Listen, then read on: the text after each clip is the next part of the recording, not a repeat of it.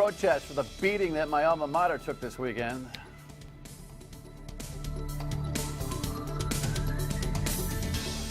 Welcome into My State of Mind. I am Dan Yorke. It is an honor and a pleasure to have you each weeknight here at 7:30. And tonight, kind of a special broadcast. Anytime I get a chance to act like a dumb jock, it's a special broadcast for me. But we've got the head jock at the University of Rhode Island, Coach Dan Hurley, who, yes, has his own broadcast each week for the next, 8 or 10 weeks at least here on Tuesday nights preceding me. Not a bad lead-in for me, but, we're not going to do a lot of X's and O's. I want to get into the guts of this program and what Coach Hurley is all about, and expectations and the politics and the pressure that go along with major college basketball. So we'll do that toot sweet. Let's go to the rundown and get some things accomplished first. This is already the politics of this gubernatorial race are already getting to be way too programmed.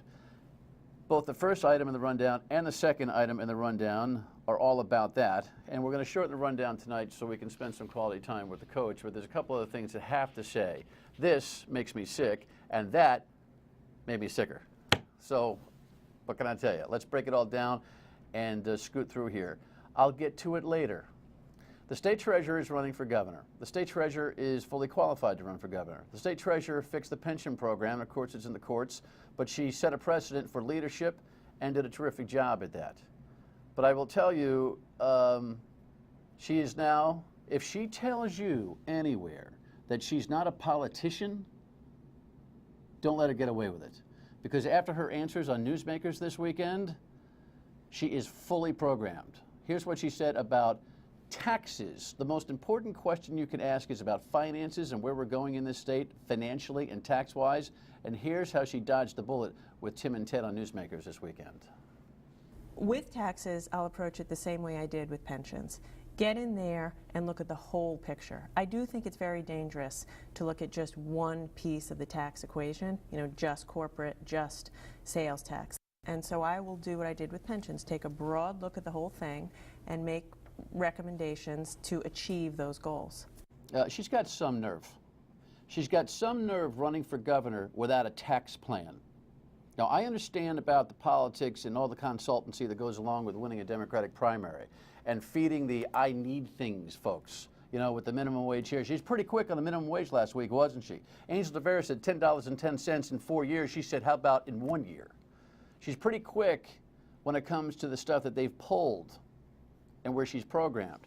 You do not run for governor in this state unless you've got a tax plan. And under no circumstances, I promise you, my viewer, will she get away with that when she sits here eventually. You shouldn't let her get away with it either. Next item. So Clay Pell is finally announcing for governor tomorrow. Here was his little, the news media, all we've done is just wait for Clay. It's like, it's like Jesus on Palm Sunday, for crying out loud. And now, here's his little press release. And in it, it's kind of nice little thing, cute little thing here. It says on the bottom, invited. It's kind of like a Christmas party. Clay Pell, Michelle Kwan, family and friends invite you to a special announcement. The fancy stuff that goes around announcing for a major political position like this is getting just a little bit too cute. There he is, the 32 young lad who thinks, with no political experience at all whatsoever, that he is going to run this state.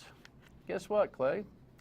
The honeymoon's over after tomorrow, and you'll have to answer some questions. Looking forward to that. Welcome to the race. Next item. This is nauseating. Really. The headline here, the Speaker's soiree kicks off Smith Hill fundraising season. Do you believe the audacity of the politicians and the legislators, the whole group of them in this community, who line up like a bad wedding reception, who line up every year to pay homage to this guy, the Speaker of the House? Look, it's the most prominent and actually by statute powerful position in Rhode Island, no doubt. But you know what? This guy, who's a very nice guy to have a beer with, by the way, but this guy is single-handedly responsible for hiding the vote enough. I can't stand it, Kev. I can't stand it. He's single-handedly responsible for hiding a vote worth a $90 million hit to this state in 38 studios. He hid the vote. He held a blind vote in June of 2010, and the lemmings in that legislature keep coming back, electing him to leadership and giving him money and paying homage on a reception line. You want to know why we can't get out of our way sometimes? Because of that nauseating hail to the king disposition. But you know what? When the house of cards comes tumbling down, it comes down hard. Stay tuned in 2014 because this story's not over. And finally, you know, looking at, I turned to my wife when we turned on, it was either the ridiculousness of the football all-star game known as the Pro Bowl last night or the Grammys. I chose the wrong one. I chose the Grammys. I did run the DVR on the game. We'll see that tonight. You know, we don't have the actual shot that this thing, but listen, she's got long legs. I don't know if you saw at the beginning of the show, the whole show is her straddling a chair with those long legs in silhouette. And I'm thinking, this is 8 o'clock at night, and this is supposed to be family time in America. It just goes to show you where we are. Now listen, the singing and Jay-Z, whatever. You know he's a sports agent now? But when we open up prime time with a woman straddling a chair, okay, and all you see is her derriere, we got problems. Dan Hurley, head coach, URI basketball. It's not his show, it's my show, but we'll have some fun. Stay with us.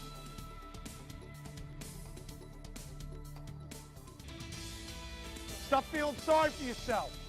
Girls, come on, big. Show some mental toughness. Work on your game. It's what I try to tell the constituents every night. Maybe there's some common ground. Here's the headline from this weekend. Oh, my goodness. Hey, listen, you know, as a public address announcer for URI, it's always a hard thing when the Dayton Flyers come into town. So at a protest, I wore my red shirt today just to kind of even out. Congratulations on the win this weekend. Yeah, it was a great one for us. And on what is, in my humble judgment, a successful season so far.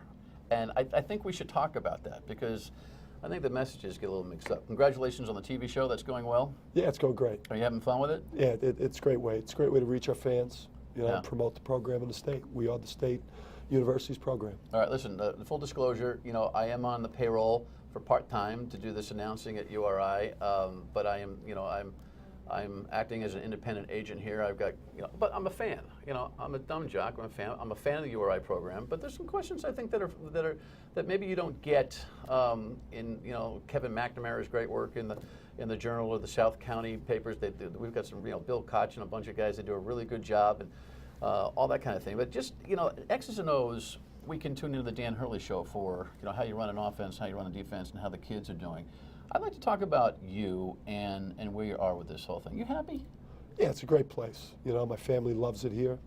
You know, it's there's certainly challenges that, you know, have come along, you know, with the opportunity, you know, to lead the program. Maybe some things, you know, that, you know, prior to accepting it, the position, maybe you weren't quite as aware of. Like? You know, you know, probably some of the APR stuff that you have to deal with. Nobody knows what that is. What is APR? You know, that's just really trying to really come up with a great academic plan for, you know, your student athletes. You know, both to keep them eligible, obviously, as a minimum, as well as making sure that they're on target to graduate. Yeah. So it's not all about what we see on television and what we see or hear on the radio or we see in person. You've got an academic standard that you have got to also achieve, and the NCAA has a quotient that the team as a whole has to perform at, or you're jammed up, right? Yeah, it's something that's really debilitating. If you don't do a great job of being organized and recruiting the right types of people and having a great structure and system of academic support. You've watched UConn deal with it over the course of the last couple of years, and it's affected their program. And you've seen other programs across the country. Were you in trouble here? Did you pick up some more problems than you thought you were going to have in terms of the academic performance of the kids? Well, I think we've done a great job since we've been here. You know, you know, this past year, you know, we had a perfect score with our APR, and you know, it was a much needed number, and it's you something that we look forward to improving on every year. You don't always look happy when you're managing a basketball game. Are you aware of that? Well, you know what? And some people would say you're half a lunatic to be actually up and down those sidelines. Yeah. Have you calmed down over the last 3 or 4 games? Because I think did you get some kind of message that those guys in striped shirts were gunning for you before the game actually got started? No, you know what? I think I'm real passionate about what I do. It's it's kind of the family business. I've been raised in the sport, been raised in athletics, intensity, passion, responsibility, accountability for the performance of my team that I coach or the team that I played on as a player. It's something that is extraordinarily important to me and very personal to me. That's passed down from my dad, who basically raised me and my brother in the sport. And I put my heart and soul into every single practice, every single video session. And those 2 hours that we spend on the court under those lights, it's very important to me that we represent the state in a certain way in terms of our toughness, how hard we play, and us giving our very, very best effort, especially at this point in time where the results aren't always going to be controllable. You're known as a guy, though, that will certainly get into it with the officials, right? And I wonder how you think about that. Again, I see it from close at home. Being on the sidelines is such an inside advantage, just in terms of, we've got some stories of some coaches, incredible. But it really is a finesse event, isn't it? Rough these guys up enough to get them oriented to what it is you want them to see, take them to a level, not get slapped with technical fouls. Yeah. There's like an almost new collegiate coach art in this war that's going on between the officials and coaches, yes? Yeah, absolutely. I mean, we find out a couple days before who we're going to get on the games, what 3 officials we're going to get, and you have to know who you deal with. All of their personalities are very different. All of their egos are very different. The ones. You scout the officials. Well, we have a good sense. There's, you could find out all types of statistics. Which officials are more inclined to call technical fouls, personal fouls. There's a lot of information available on the internet. And then you review them. Yeah, so it's a weird thing. I don't think everybody knows this. These guys are working to get, and they get big money to get games, but slapping you a few, you might say, I don't want that guy here anymore, and that affects his actual assignments, doesn't it? Yeah, I mean, we have no control over who officiates, basketball games. Not directly. Not directly, but their performance is graded, just like coaches, performance and their livelihood is based on their, wins and losses.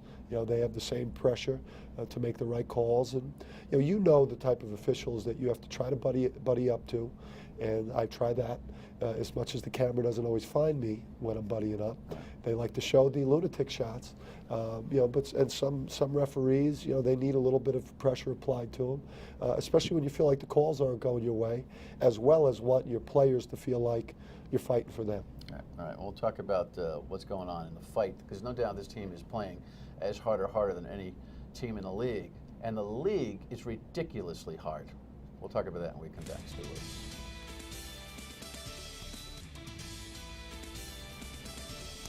Just a pretty nice set, by the way. The Dan and Hurley Show every Tuesday night now at 7 o'clock here until season end, and we hope the season extends past what is regularly scheduled, and that's part of the pressure, isn't it, man? It's all about the show.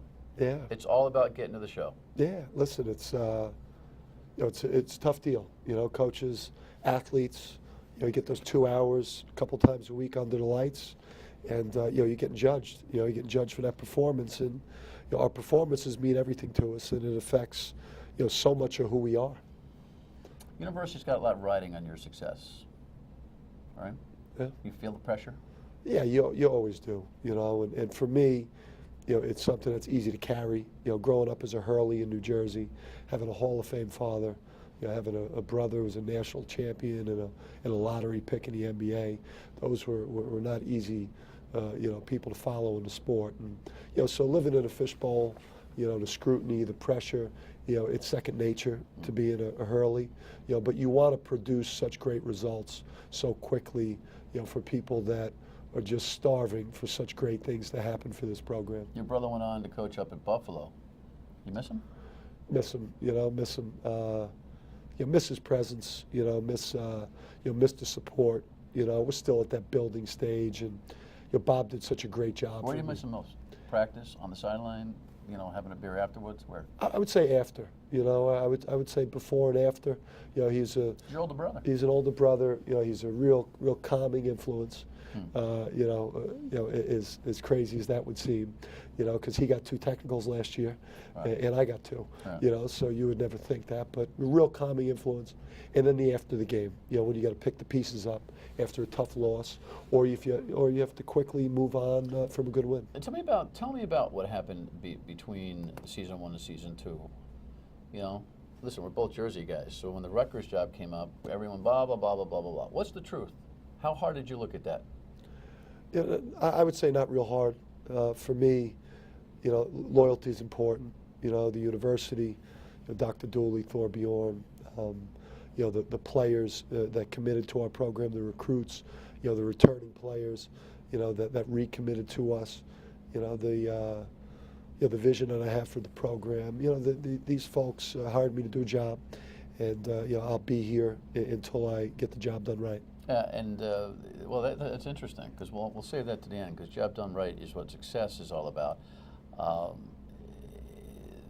It's a fluid thing in collegiate athletics. What is success, and what is the job done right? The feedback that you get isn't easy, and I've noticed some tonal difference in your post games. Your Jersey sarcasm is at an all-time high right now. In fact, when someone asked about your foul shooting, which was miserable versus Dayton, you could have won by 20. You said we want like, to save you the embarrassment. No, the point. we don't want to make it appreciate worse that, for you. Coach. But the point of the matter is that you react to the folks who send emails and tweets like, "Why don't you practice more?" Go to the and you were saying, "Hey, I appreciate those emails and those tweets on free throws because." We really should do that. Yeah. I mean, my interpretation of what your sarcasm was. Yeah. You get bothered by? Listen, the passion of your fan base drives your program. There's very important people that watch these games on TV and come and sit in our stands and watch the game. And those really important people want to see great atmosphere. They want to see enthusiasm. They want to see excitement. They want to see energy. They want to see great support for our players and for the program. They want to see wins. They want to see victories. They want to see those, and we work very, very hard. We study this game, the level of which we study the game and know the game. It's what we do for a living. Well, isn't it? This expectation thing is really kind of a roller coaster. You win the press conference when URI hires you. You're the hottest commodity going. You come in, you got to restructure the thing. People have very little patience, it seems, for wins. Maybe you guys, maybe the institution, the marketing involved in the whole thing was ahead a little bit of even where this year is. But look, it's just a layman.